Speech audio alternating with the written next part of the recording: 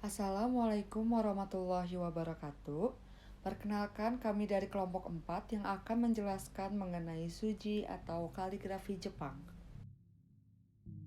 Sebelum masuk ke materi, perkenalkan anggota dari kelompok 4. Yang pertama ada Reina Nisa, yang kedua ada Farah Jihan, yang ketiga ada Denis Arya, yang keempat ada Arya Sandi, yang kelima ada Anissa Anggi, dan yang keenam ada Mia Herianti. Saya Farah Jihan. Saya akan menjelaskan tentang sejarah kaligrafi Jepang.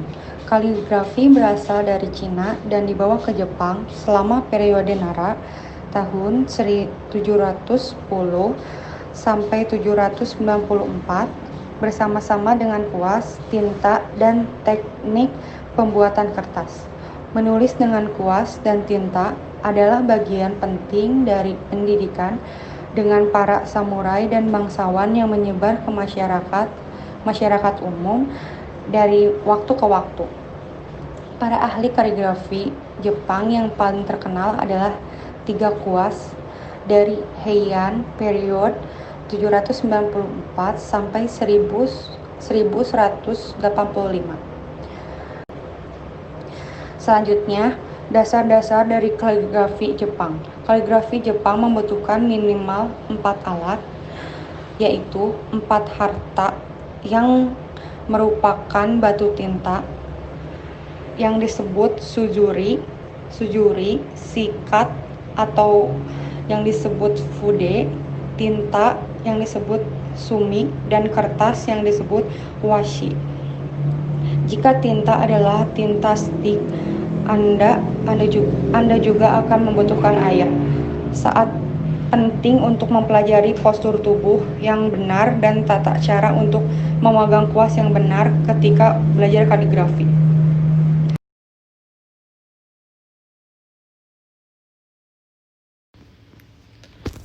Seni kaligrafi Jepang atau Sodo. Seni menulis huruf Jepang dengan gaya tertentu, misalnya tebal dan tipisnya garis. Sodo sendiri mulai dikenal di Jepang setelah seorang kaligrafer Cina, Wang Shizi, datang ke Jepang dengan membawa kaligrafi yang menggunakan huruf Cina. Namun, lama-kelamaan Sodo mulai berkembang dan kini cukup banyak ditemui karya-karya kaligrafi Jepang yang menggunakan huruf katakana maupun hiragana.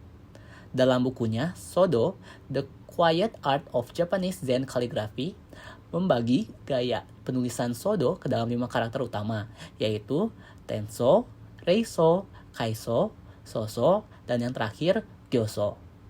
Kelima gaya tulisan Sodo ini digunakan dalam waktu yang berbeda-beda. Gaya Tenso. Gaya Tenso merupakan gaya tulisan tertua yang terdapat dalam Sodo. Gaya Tenso dikenal juga dengan tulisan segel, sebuah gaya kaligrafi formal yang diciptakan generasi awal untuk digunakan dengan cara diukir di atas lembaran batu, atau monumen dan juga pada hiasan stempel atau segel untuk menandakan kepemilikan. Pada masa sekarang, gaya ini lebih banyak digunakan pada segel atau stempel untuk menandakan siapa penulis dari sebuah karya Sodo. Reiso terkadang juga bisa disebut tulisan administrasi atau karakter ahli kitab. Pada tahun 221 Masehi, Kaisar Cina dari dinasti Qin, yaitu Kaisar Qin Huangdi, memerintahkan diadakan pertemuan untuk membahas gaya tulisan huruf-huruf yang sudah ada agar diubah dalam bentuk Reiso. Hal ini bertujuan untuk membuat tulisan lebih mudah diakses masyarakat banyak. Gaya ini sangat dipengaruhi oleh gaya Tenso, yang mana disebut oleh generasi awal.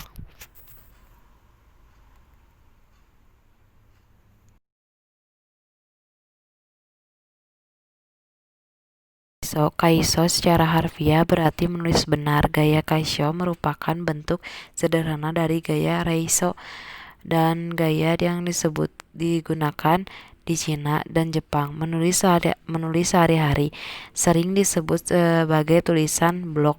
Gaya Kaiso merupakan gaya termudah untuk membaca karena sifatnya yang tepat.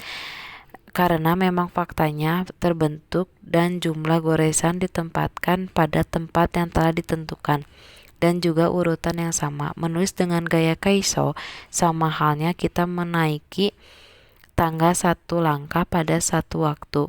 Urut dari goresan yang akan ditempatkan harus diikuti dengan baik, goresan demi goresan. Pada buku panduan, goresan-goresan huruf yang diberikan nomor sehingga setiap goresan harus diikuti dengan sebenar atau sesuai dengan urutan. Karena itu, setiap pelajar yang baru belajar sodo akan mengawali dengan menggunakan gaya Kaiso karena memberikan kesempatan bagi para pemula untuk melatih urutan goresan ketika mereka menggunakan kuas.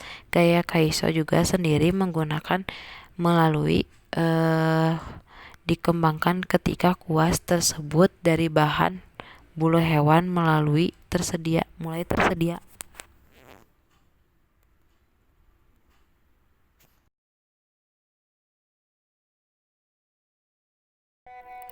Gaya Gyosho. Gyosho itu merupakan tulisan semi fleksibel. Secara harfiah, tulisan perjalanan.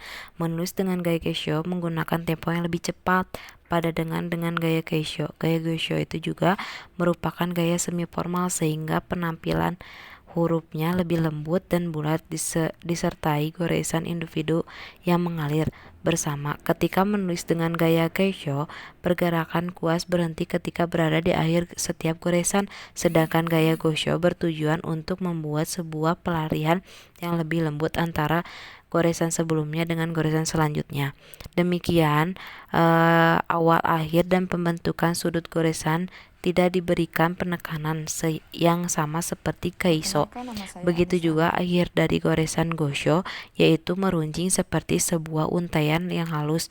Selain itu, garisan-garisan kompleks pada Kaiso telah disederhanakan atau bahkan berkurang sehingga menghasilkan tulisan yang lebih halus dan lebih cepat.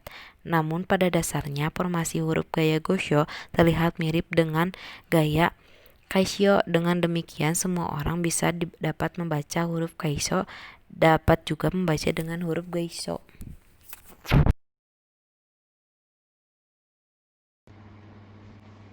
Gaya Soso. Gaya Soso merupakan gaya paling tidak formal dalam penulisan huruf Jepang. Gaya ini seperti layaknya seseorang yang menulis miring di daerah barat. Goresan kuas dan aliran penggerak lebih diminimalkan pada setiap garisnya, seperti rumput yang tertiup angin di padang rumput atau air yang mengalir menggerakkan tanaman di sungai. Oleh karena itu, gaya Soso sering disebut sebagai tulisan rumput. Gaya Soso lebih seperti komunikasi sehari-hari yang santai atau digunakan sebagai catatan pribadi, sehingga dari sana dapat terlihat dengan jelas seperti apa kepribadian seorang yang menulis Soso.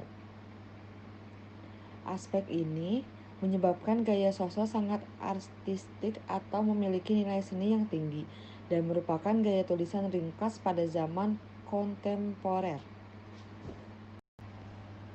Berikut ini adalah alat dan bahan dalam sodo. Yang pertama, shitajiki. Shitajiki adalah alas untuk kertas yang biasanya lembut dan berwarna hitam. Yang kedua, bucin. Bucin adalah yang biasanya digunakan untuk menjepit kertas agar tidak bergeser yang biasanya sudah tersedia di shitajikinya. Yang ketiga ada hanshi. Hanshi adalah kertas tipis khusus untuk menuliskan kaligrafi. Yang keempat ada suzuri. Suzuri adalah tempat tinta yang keras, bisa terbuat dari batu atau bahan metal lainnya. Yang kelima ada sumi. Sumi adalah tinta yang berbentuk batang hitam yang nantinya dicampur dengan air. Setelah itu digosokkan ke suzuri untuk mendapatkan tintanya. Yang keenam ada fude. Fude adalah kuas. Ada berbagai macam gunanya sesuai dengan kebutuhan.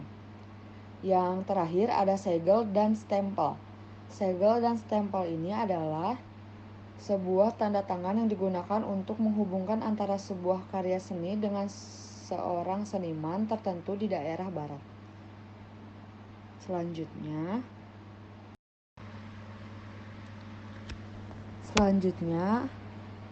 ini adalah contoh shitajiki atau alas.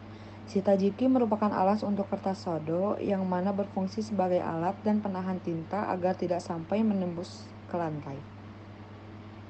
Bisa diperhatikan, ini contohnya. Yang selanjutnya adalah bucin. Bucin adalah batu penahan. Bucin adalah batu yang diletakkan di atas hansi untuk membuat hansi tetap pada posisi semula ketika menulis sodo.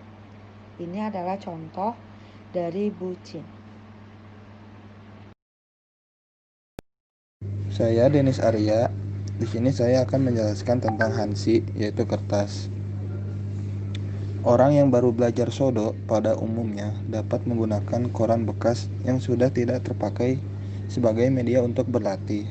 Tetapi, ketika seseorang sudah mencapai level yang lebih tinggi dalam menulis sodo, seperti dapat membuat efek nijmi atau efek kuas kering, disarankan menggunakan kertas yang memiliki kualitas baik. Kertas latihan sodo pada umumnya disebut sebagai hansi, yang memiliki berbagai macam variasi pada kualitas dan juga harga. Hansi sendiri terbuat dari serat pohon cedar. Lembaran yang besar kemudian dipotong pada bagian tengahnya. Maka dari itu disebut hansi. Han sama dengan setengah, si sama dengan kertas. Biasanya ukuran hansi adalah 33 kali 24 cm. Selanjutnya di sini ada sujuri, yaitu tinta batu. Sujuri merupakan jenis tinta padat yang dihasilkan dari batuan sedimen dengan cara digosok pada bagian permukaannya, kemudian dilarutkan menggunakan air. Selanjutnya ada sumi atau tinta cair. Sumi atau tinta tersebut dari pembakaran beberapa jenis minyak dan mineral. Ketika jelaga yang merupakan hasil pembakaran dicampur dengan perekat nikawa.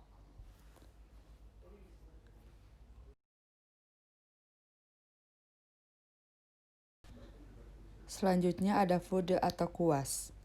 Kuas untuk melukis kaligrafi ada berbagai macam ukuran.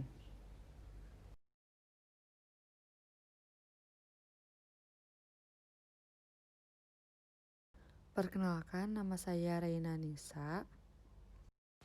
Segel dan stempel tanda tangan digunakan untuk menghubungkan antara sebuah karya seni dengan seorang seniman tertentu di daerah barat.